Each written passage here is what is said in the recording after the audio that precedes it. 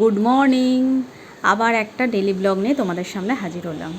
যদিও এটা ছিল আমার শুক্রবারের ব্লগ। শুক্রবার ছিল প্রচুর কাজ, জানোই তো এই কদিন অমাবস্যা চলছিল আর শুক্রবার ছিল অমাবস্যা ছাড়ার দিন। ওই দিন আমার ঘুম থেকে উঠতে একটু দেরি হয়ে গেছিলো, তাই সকালবেলা উঠে স্নান করে নিয়েছিলাম। আজকালকার দিনে অনেকেই হয়তো অনেক যৌক্তিক কারণে এইসব নিয়মকানুন মানে না, হয়তো সেটা যুক্তিসঙ্গত আছে, কিন্তু আমি ছোট থেকে বড়দের মুখে যেটা শুনে এসেছি যে এই সময় চুল নখ কাটতে নেই, গাছের পাতা ছিঁড়তে নেই, মাটি খুঁড়তে নেই, এরকম অনেক কিছু আরও, যেগুলো আমি মেনে চলতে পছন্দ করি বা ভালোবাসি। যত জামা কাপড় ছিল সেগুলো সব ওয়াশিং মেশিন দিয়ে মেশিনটা চালিয়ে দিলাম, কারণ মেশিনটা যতক্ষণে চলবে ততক্ষণে আমার ঠাকুর ঘরের কাজ অনেকটা এগিয়ে যাবে, সেই কারণেই আগে চালিয়ে দিলাম। এরপর চলে গেলাম ঠাকুর ঘরে। যে ঠাকুরের মুখগুলো ঢেকে রেখেছিলাম সেগুলো সব খুলে দিলাম। আজকে সব ঠাকুরগুলোকে এক এক করে পরিষ্কার করব, তাই একটু ঝেড়ে ঝুড়ে একেবারে পরিষ্কার করে নিচ্ছি। তোমরা কারা কারা এই কদিন এরকম ঠাকুরকে ঢেকে রাখো?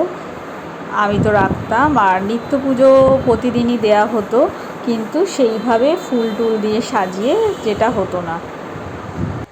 দেখো, সমস্ত ঠাকুরগুলোকে আমি পরিষ্কার করে নিয়েছি। মা মঙ্গলচণ্ডীর কাপড়টা ছাড়িয়ে নতুন কাপড় পরাবো।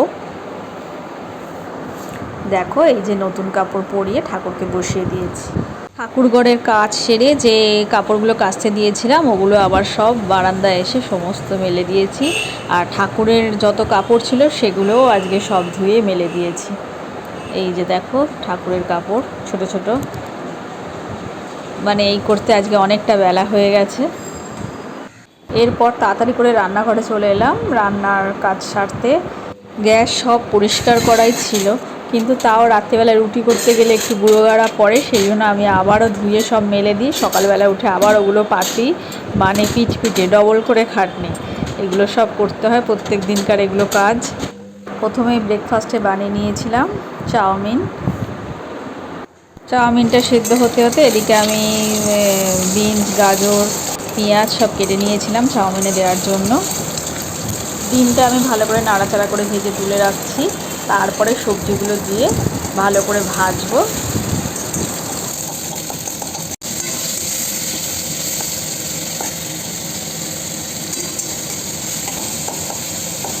সবজিগুলো ভাজা ভাজা হয়ে গেলে তারপর একটু সোয়া সস দিয়ে আবারও একটু নাড়াচাড়া করব, তারপর চাউমিনগুলো দিয়ে ভালো করে ভাজবো। এবার সবগুলো ভালো করে নেড়ে চেড়ে মিক্সড করে নিতে হবে। দেখো, আমার চাউমিন রেডি হয়ে গেছে। দাদা বাজার থেকে এনেছিল কাতলা মাছ আর মাছের ডিম। মাছের ডিমটা বড়া করে ঝোল করেও খাওয়া যায়, কিন্তু আমি সেরকম করব না, বা শুধু বড়া পেঁয়াজ দিয়েও ভালো লাগে, সেটাও খেয়েছি। আজকে করব একটু আলু পেঁয়াজ দিয়ে ঝুড়ি ঝুড়ি করে ভাজা, মানে যেটাকে বলে মাছের ডিমের ঝুড়ি ভাজা।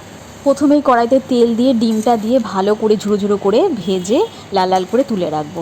তারপর এই যে আলু পেঁয়াজ কেটে রেখেছি এইটা ভালো করে তেলের মধ্যে আবারও দিয়ে এগুলো নাড়াচাড়া করে আলুটা সেদ্ধ হয়ে গেলে তারপর আবার ডিমগুলোর সাথে মিশিয়ে একবারে ভালো করে লাল লাল করে ভেজে নেব। এবার প্রয়োজন মতো নুন আর লঙ্কা যে যেমন খাও দিয়ে দেবে। স্বাদের জন্য শেষে কেউ একটু মিষ্টি সামান্য দিতেই পারো, আবার নাও দিতে পারো, এটা যার যার ব্যাপার। আমাদের বাড়ির সবাই আবার ডিমটা বড়া ভাজার চেয়ে এইভাবে ঝুড়ি ঝুড়ি করে খেতে বেশি ভালোবাসে, তাই আমাদের বড়ার তুলনায় এইরকমভাবে রান্নাটাই একটু বেশি হয়। আর করেছিলাম আলু পটল ঝিঙে দিয়ে কাতলা মাছের হালকা করে একটু ঝোল। আর এদিকে রাতের জন্য করব তো তড়কা ডাল, তার জন্য এই যে মুগ ভিজিয়ে রেখেছি। এটা তো রাতে ভিজিয়ে রাখতে ভুলে গেছিলাম, তাই জন্য সকালেই ভেজেলাম, যার ফলে এই মুহূর্তে এখন করতে পারবো না, এটা বিকেলেই করতে হবে।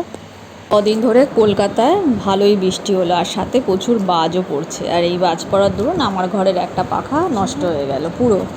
এবার মিস্ত্রি ডাকা হয়েছে, জানি না সেটা ঠিক করা যাবে কি করা যাবে না। সেই মিস্ত্রিদেরও তো এখন অনেক ডিমান্ড, আজ বললে কাল আসে, এই হচ্ছে। তা আজকে আসার কথা, দেখা যাক কী হয়। বিকেলবেলা উঠে আমি ডালটা সেদ্ধ করে রান্না করতে চাপিয়ে দিয়েছি। ওদিকে রান্নাটা হচ্ছে, এদিকে আমি বারান্দায় এসে একটু দাঁড়িয়েছি। দুদিন এত বৃষ্টি হলো পরপর, আর আজকে কি সুন্দর ওয়েদার, পরিষ্কার একদম আকাশ। এবার একটু চা বানিয়ে টিভির সামনে নিয়ে বসবো, দু একটা সিরিয়াল ভালো লাগে দেখি, বাড়িতে থাকলে অবশ্য, বাড়িতে না থাকলে তো আর দেখা হয় না। তো চলো, আবার নেক্সট ভিডিওতে দেখা হবে।